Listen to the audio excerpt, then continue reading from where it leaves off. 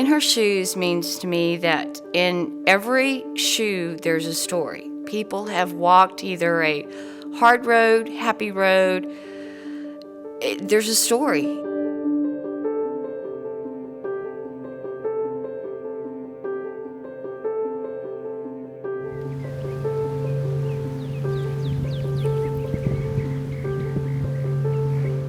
The life I had before, I thought, was every girl's dream. I had a husband, I had a job, I had a sailboat, I had a car, life was good. Never imagined that it could change in an instant and end up with nothing.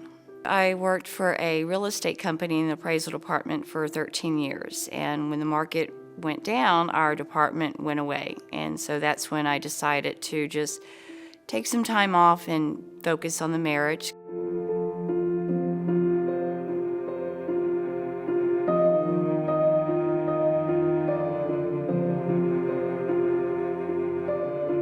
Things changed in the marriage, and I always blamed it, it's just him not working, me not working, that it would get better. We just needed to work on it. The abuse started, and the turning point, or when I realized that I was done, is the day he spit in my face and told me I was a nobody. And that's when I knew that I had to leave, because no one deserves to be called you're a nobody. It takes approximately 6 to 10 tries before a victim of family violence successfully leaves a relationship. People stay in abusive relationships for a wide variety of reasons. It's not clear-cut for a victim to simply leave a family violence relationship. If they have children, then the best interest of their children is a major concern for them. Sometimes the children also don't want them to leave, so they deal with a lot of family pressure. They don't have a good support system in place. They don't have family or friends that they can turn to. Sometimes they don't have a place to go. They lack transportation. They might not have the money to leave. Many times the abuser is the one in control of the finances and the home and the car and the cell phone, and so in order to leave, they have to leave everything behind. Approximately 30% of the homeless population consists of victims of family violence. In 2009, approximately 200,000 family violence incidents were reported in Texas. I found myself alone, scared to be alone, wasn't sure what to do, how to do it, made some bad choices. It was a very rough period of my life. I think she was a very vulnerable individual, and usually when somebody's that vulnerable, it comes from a sense of hurt and loss, and she had that in spades. She needed help. The decisions that I made to stay in the marriage as long as I did, I look in the mirror quite often going, how could you allow that to happen? I think in everybody's life, there comes a time where you just have to stand on your own 2 feet. And what I came out of was a marriage that I was not standing on my own 2 feet. And I had to pick up the pieces of my life so I could grow more as a person and realize that I had to do this on my own. On December 28, 2008, I showed up on the steps of the Salvation Army. I remember seeing commercials and advertisements saying their doors are always open 365 days a year, and so I just thought, that would be a good place to start. The administration part of it was closed, so the back entrance was open, and I went in, and of course all the beds were taken. And if the Salvation Army is full, then you have to sleep on the streets. I was fortunate that it was freezing that night, so I was able to get a cot and sleep in the Salvation Army.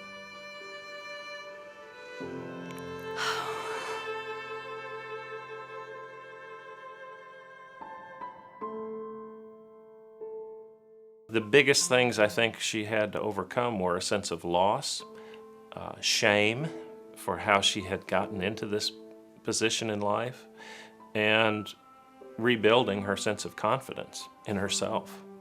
In the past, other people had bailed her out, had rescued her. Now, she was at a point where she had the opportunity to make decisions for herself, how she wanted to be, what kind of person she wanted to be, and what she wanted her future to look like. The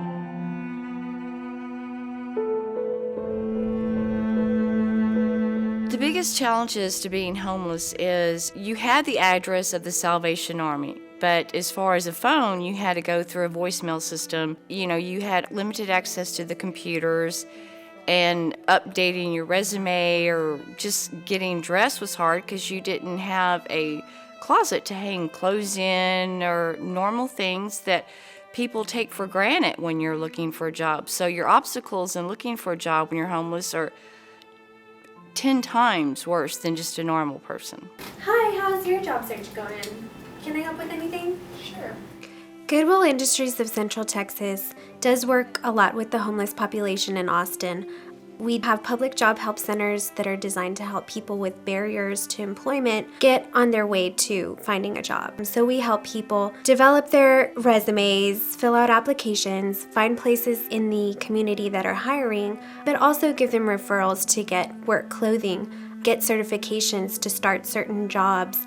I first met Betty. She walked into our Goodwill Job Help Center. Hi, welcome to Goodwill. I could tell she was a little unsure of herself. She lacked confidence and she was a little nervous about reapplying to jobs and starting to get back into work. The more we talked about her experience, her skills, her knowledge, the more she was feeling confident in herself and what she had to offer employers. However, she still lacked certain resources that would help her to get a job. Do you have a car? Because she didn't have a lot of her clothing, she didn't have interview clothes to wear. So we referred her to Dress for Success.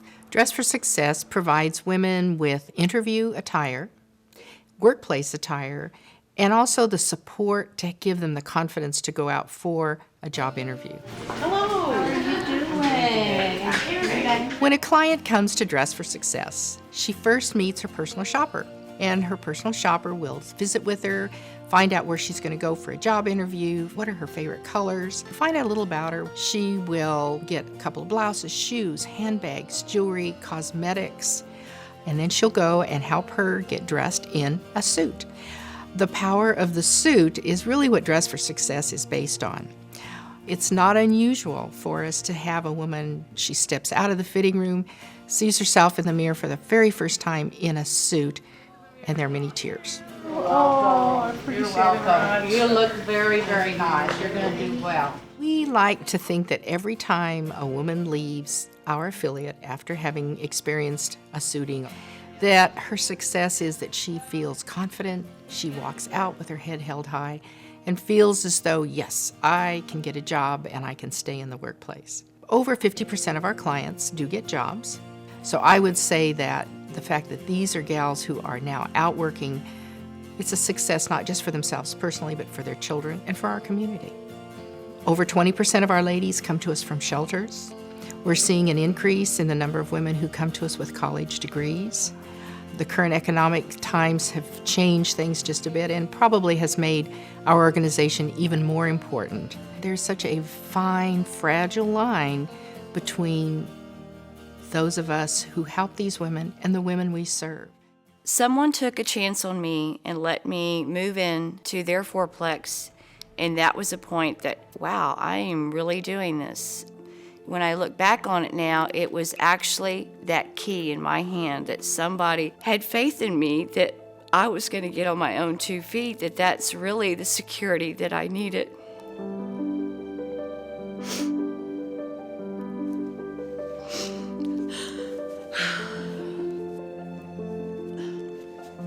And plus a place to hang your clothes. Betty came to us as a client. So I hear you have an interview? I do. And we provided her interview attire. Somebody spent a little time with her, getting her ready for her job interview. She felt like she was ready, she had the skills, she had the experience, and she looked the part. At Goodwill, I was referred to the Goodwill Staffing Services, and I was lucky enough to be placed at a doctor's office. And 2 weeks after being hired through Goodwill Staffing Services, he hired me on full time. Anything change in your insurance today? There were many turning points in Betty's life, but the biggest one, I think, was when she got her job. This provided for her a roof, a bed, food, transportation. There's not enough that could be said about what that does for a person's self-esteem and self-confidence. And it was a glorious day for her. She was so ecstatic. Since being hired full-time at the doctor's office, I have received 3 pay increases, and having an own apartment and a stable job is just an incredible feeling. Being free and being independent is very, very empowering. It was very scary at first, and you're afraid about making even the littlest decision. But now it's very empowering to know that you can make a decision and you can stand on your own 2 feet and that you have done it all by yourself. Right now, life is good for Betty. Having a job, having a home, having just stable feet on the ground is just, life is good. And I just want other women to know that you can do it by getting out there and walking away from all your belongings, all your material things. They're just that, they're material things. And to get your self-esteem and to have a place of your own, you won't ever look back. Dress for Success helps women prepare for their job interviews and get a job. And then 2 years ago, we started the Professional Women's Group to help women after they get a job to really continue their professional development and achieve self-defined success. There's not enough places for us to lay our heads at night, and hopefully there can be more funding to change that. The biggest transformation I've seen is Betty's confidence has really just blossomed, and she's become really a caretaker and a leader in the Professional Women's Group, and just become a great role model for the amazing things you can do with your life, the things that you can overcome, and the ways that you can really pay it forward and touch other people's lives. Every year, Dress for Success Worldwide hosts an annual Success Summit, which is a leadership conference for the Professional Women's Group. And every affiliate elects a client delegate to attend this conference. And it's a great learning experience for them, but they are also tasked with the responsibility to come back to their hometown and lead their Professional Women's Group sisters in a community action project. And we chose Betty because she's just always demonstrated a real commitment to not only the Professional Women's Group and her own development, but paying it forward and giving back to the community. So we knew that she would really be dedicated and come up with an amazing program. Hi, Betty. Hi. The Community Action Project In Her Shoes came about because Betty really wanted to give back to the community in a way that was personal for her. And the idea of supporting and raising awareness for the issues facing homeless women was obviously a personal one for her. And then collecting the shoes for them was very symbolic, helping women with a very practical need, but truly also helping them get back on their feet and moving forward with their life one step at a time. We are so excited about Betty's Community Action Project. I think it says a lot about Betty, but it also says a lot about the fact that Betty has realized that it's through community efforts, through the nonprofits, be they government agencies or a nonprofit, that she was given help when she needed it. And she now is in a position where she would like to give back to the community who helped her. I feel like I can be a great advocate for the homeless because I've lived it. I've been in the homeless shoes, not having a roof over my head or not knowing what tomorrow's going to bring. And I want to step up to the plate to be a great advocate for the homeless people of Austin. I feel like we live in a judgmental society, and I think society sometimes look at homeless people become invisible to them. They don't want to help, and I think our society sometimes takes it for granted that it could happen to you one day. What working with Betty has done for me is emphasize the importance of one-on-one involvement by people. God knows we'll have homeless people on the streets till the end of time, but there are people like Betty who are out there with support of others who will rise above it and who will have a new life, and programs don't do it, people do it. I volunteer once a month with Mobile Loaves and Fishes. We do it every third Saturday, and I enjoy spending Saturday afternoons going out and helping out. We provide sandwiches, chips, socks, clothing if we have it on the truck, and drinks, and just a smile to the homeless people when they come for the services. And I'm always welcome to share that I was homeless, and And it's great when they say, like, wow, that's good to see you on the other end of the spectrum. Roar Salon offered to do a makeover for me and extended the invitation to another homeless person that is living at the Salvation Army. Hello, Betty. Hey, Rory. At Roar Salon, we're really focused on giving back to the community and making a difference. It's just a great experience for us, and we love seeing what we can do in Austin and seeing what a difference it makes and the ripples that are created from it. It's just really excellent. Getting this makeover makes me feel, just totally different. It's been a long time since I've been able to get a decent haircut or, be pampered, and I'm really looking forward to it. Lost my job about a year and a half ago. I was laid off, and I had just been having trouble finding employment since then. This is my first day at the Salvation Army. I've been there for about a month and a half, so I hope this makeover will help me get a job, look a lot more, professional, and so I'm hoping.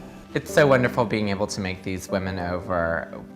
From the moment they come in, it's just a completely different experience from the moment they leave. In just several hours, they have a totally different aura about them. They go from just someone who isn't able to take care of themselves to someone who is just shining and glowing and radiant, and it's just such a fun thing to watch, and we love it. Betty has been great. She has, she's been very kind to me. She took me to Dress for Success, and the selections I made at Dress for Success should really help me on interviews. I had a very nice suit so I can look presentable, for job interviews. So they were really great. Betty's story is very encouraging. She had made it, she's been in the same situation and she's overcome, and she's given back to, us women that are still struggling. Betty's story it can give us, some hope. Seeing Christine makeover is just, it makes me feel really good because I know she's going to want to get out and really beat down doors to look for a job. And like I'm feeling right now, the confidence, and that means everything to somebody when you're homeless and don't know where the next thing's going to come from. I feel awesome about it.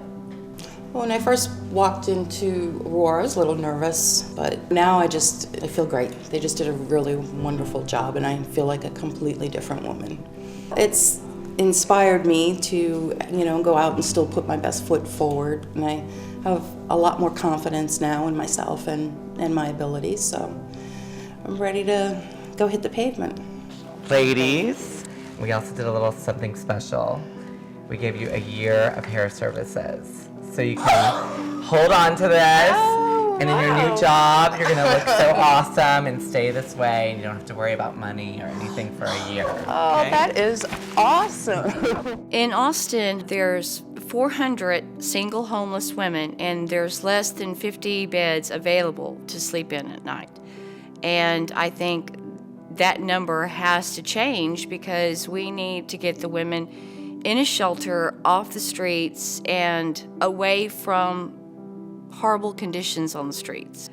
I feel like the service that is still needed for the Austin homeless is more beds for single women and more services that can help in that aspect. Real Women graciously invited me to be a partner with them at their annual Christmas party for In Her Shoes shoe drive. And so that was the In Her Shoes kickoff, and it was a huge success. I collected 180 shoes from the first shoe drive, and 30 of those shoes, the more professional ones, were given to Dress for Success, and 150 will be given to the Trinity Center. The Trinity Center is really downtown community center for homeless people, place to feel at home and a place to feel not judged and fully accepted and loved. We are one of the only places that provide a daily breakfast for homeless people and a place they call home during the day. And because we treat them as our friends and as our neighbors, and our main focus is to have relationship with them one-on-one. The Trinity Center, they offer services for the women Mondays and Tuesdays. And what I think is awesome is they call the single women their neighbors. That's awesome. I mean, just to kind of blend into the community when you're going through so much, that's what's important. Every Monday we open a store-like environment where women have a wardrobe to choose with, and we get a lot of things to wear, but we are always short on shoes. And when you live in the street, shoes are few and they wear out fast. So to have a whole new influx of shoes for women is a great help. Patty Stair came to us with a community project that she is running right now. And she's a wonderful example of somebody who uses services in the past and is now turned around to serve the community. From a place of knowing the pain to a full healing to being able to give back. I adore it. The message that I want to give throughout this project to the single homeless woman is that someone cares. You do mean something, and you can put your life back together and have something again. I would like people to know that the homeless they're searching. Their confidence level is usually down, that there's something broken, that when that comes a problem, that don't treat them like they're invisible or that they're just wanting a handout, because a lot of the homeless people just want a hand up and not a handout, and treat them like a person. I want to achieve with Inner Shoes is I want to make it contagious, just the fact that there's not enough beds for single homeless women in Austin. And I want for it to be contagious that people talk about it when they're donating shoes, like I'm donating shoes to single women so they can get their life back on track. I know I can't conquer this unsolved problem overnight, but it's a start. As long as people are talking about it, then I'm happy. In Her Shoes means to me that in every shoe there's a story. People have walked either a hard road, happy road. There's a story. I hope that the single homeless woman can look back and say, those are the shoes that I went through some hard times, but it made them an incredible person.